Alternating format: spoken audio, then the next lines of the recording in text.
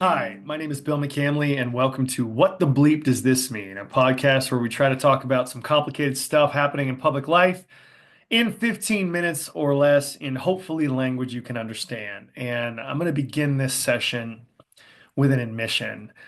These last few months have been tough. Ever since I was a student at New Mexico State, where I had an amazing experience and started a journey into public service, I've been trying to do my part in working towards a future with some basic values, like democracy is good, because having everyone with a say in the rules of how we live is better than one person just telling you what to do. Everyone deserves respect, and recognizing that all humans have value is a good thing. And all deserve a shot at getting a decent paying job that'll help them pay the bills and put food on the table. But every recent morning when I look at the news, it feels like all of these things that I've worked so hard for are just being ripped apart. We have this dude in the presidential office who doesn't care about democracy.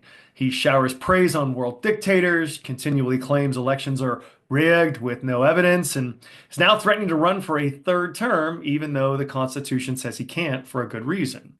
He forces random people to this torture dungeon in El Salvador, deports 4-year-old American citizens with brain cancer, pardons people that assaulted our capital and destroyed cops' lives, and encourages racists who do things like shoot up Walmarts in El Paso because those people look different.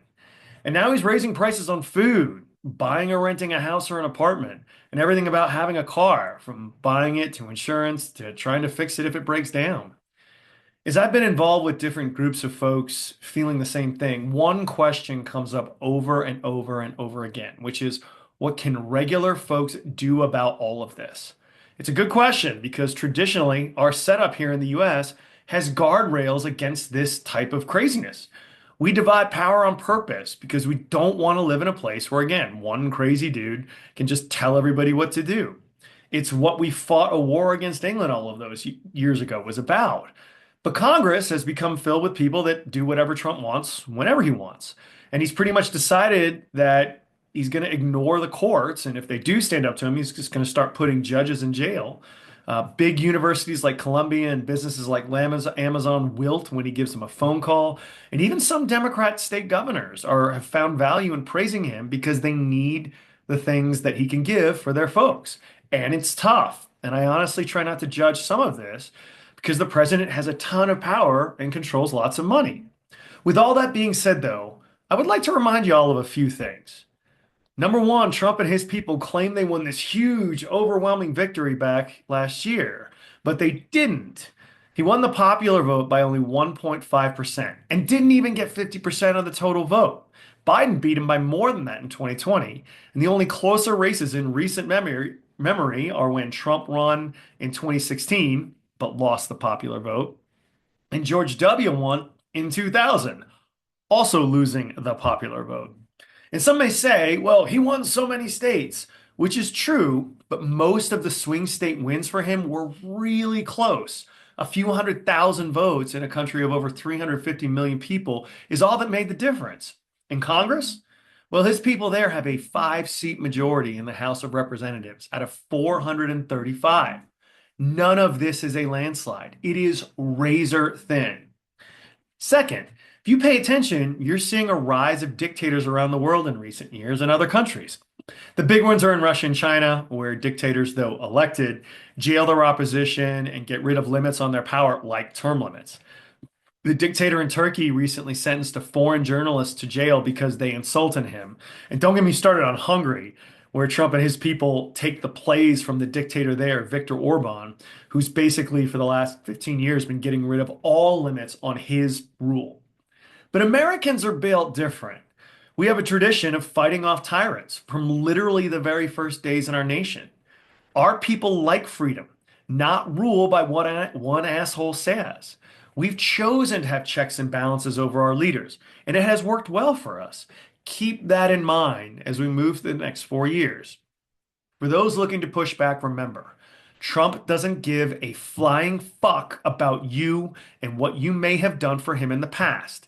The best and most recent example of this is Sarah Huckabee Sanders. Remember her? She was Trump's press secretary from his first go around, and after leaving, went and became governor of Arkansas. Well, they just got hit by 14 serious tornadoes back in March, leaving hundreds of people homeless and many communities struggling to recover.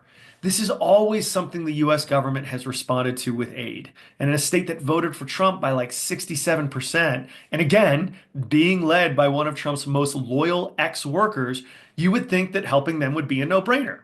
Well, last week, Trump said no money would go to help these folks for cleaning up, fixing water lines, fixing houses, because he just does not care. So, knowing all of this, what can we do? I think the answer is whatever you can, but I'm going to give you some examples.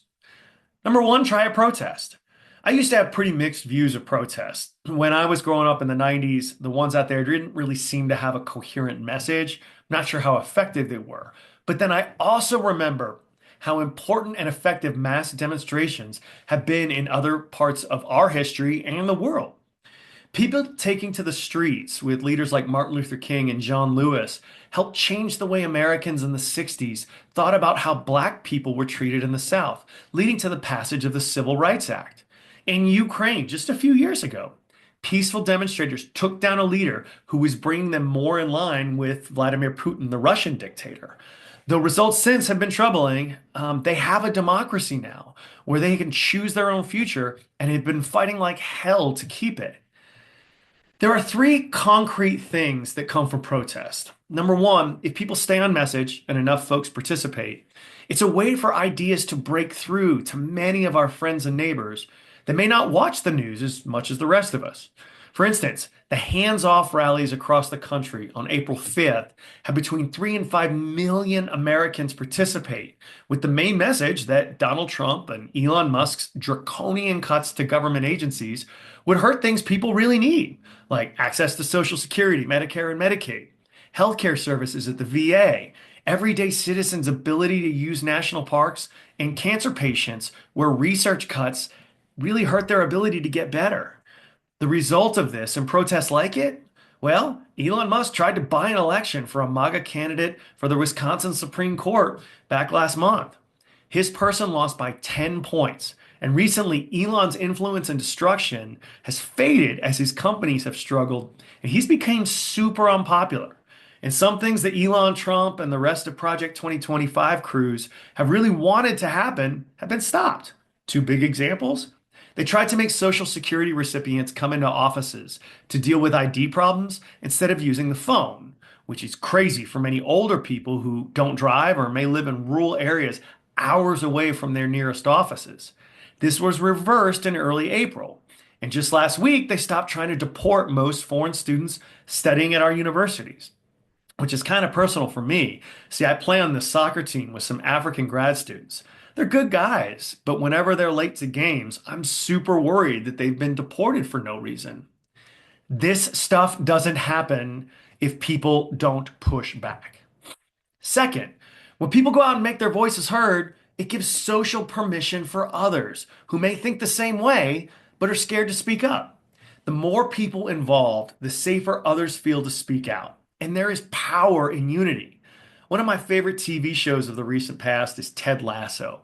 For those that haven't seen it, it's about an American soccer coach for an English professional team, and it focuses on the relationships of the owners, staff, players, and fans. Well, this great scene happened where one of the Nigerian players realizes that the sponsor of their shirts was part of this company that was trashing Nigeria's environment.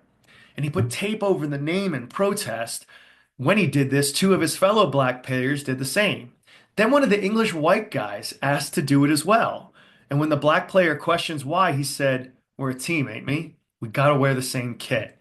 And then when all the players came out, that message was so much more powerful. Which leaves us with a third big reason to maybe join a protest.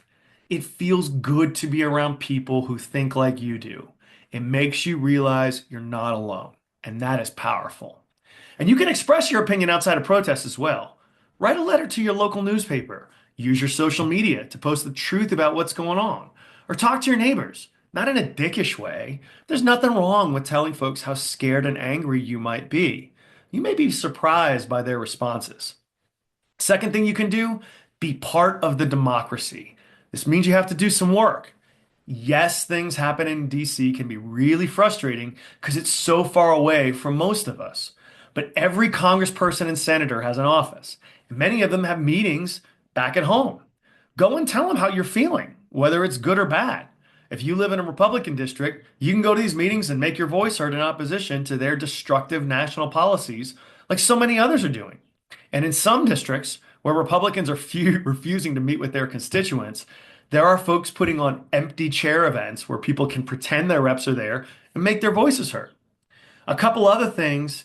When you're having conversations with your elected leaders, please praise them for doing good. These people are people. They have feelings. And trust me on this, most of the time, all you hear about is negative stuff. But getting an attaboy or thank you from the people who you represent gives you the energy to keep going. And don't forget to make your voice heard to state and local officials as well. DC may be a long way off from you, but your state legislature, city council, or school board isn't. And many of the things that the Trump regime and Project 2025 want to do rely on local government cooperation. Think things like Medicaid cuts, book bans in schools, or police officers working with ICE. Getting Project 2025 implemented will rely on bullying your state and local entities to capitulate to them. Tell your local and state reps not to do it. And all of this gives you the education you need to vote. Voting is your power. And using it when you get the chance is one of the best ways we can to make our voices heard at every level of government. Third, think about what you're buying. Many of the companies who are also being relied upon by the Trump regime are capitulating. The most recent example being Amazon. They were forced to increase prices because of these Trump tariff taxes, and they were thinking about actually putting out in public, this is how much extra it's going to cost. Well, Trump found out about it, yelled at Jeff Bezos and told him to back off, and of course, Bezos bent his knee. But other companies are pushing back. Places like Costco and John Deere are keeping their DEI policies in place as they recognize these are actually good for business. And when Target repealed their DEI policies, a nationwide boycott resulted, and their traffic has slowed for 10 consecutive weeks in every state except for West Virginia in the new year. Now they're meeting with boycott organizers, showing that maybe they're reconsidering their stance in the wake of real economic pressure. The power of your dollar is real, and using it with folks who are doing the right thing is something to really think about. Just ask Elon Musk. Tesla boycotts have resulted in massive drops in their sales, and is one of the things that forced him out of his side project, cutting programs that really help Americans. Lastly, do what you can. Those of you that watch this know regularly know that my sister is a doctor with the VA. She's super smart. She's got a PhD from Brown, an MD from Emory University, and a fellowship at Yale under her belt. But she wanted to take care of old vets like our father, who did a long time in the Army and did 2 tours in Vietnam. With all the pressure on federal employees, she's gotten off social media, doesn't go to protest, stop watching the news, and is just focusing on doing her job as the best she can. That can be heroic too. Right. As always, thank you all for watching this. If you have any questions or comments, please feel free to comment on the social media site or email whatthebleepdoesthismean at gmail.com. That's whatthebleepdoesthismean at gmail.com. Good luck, everybody out there. Keep your heads up. And I'm actually going to a protest right now. Thanks for watching.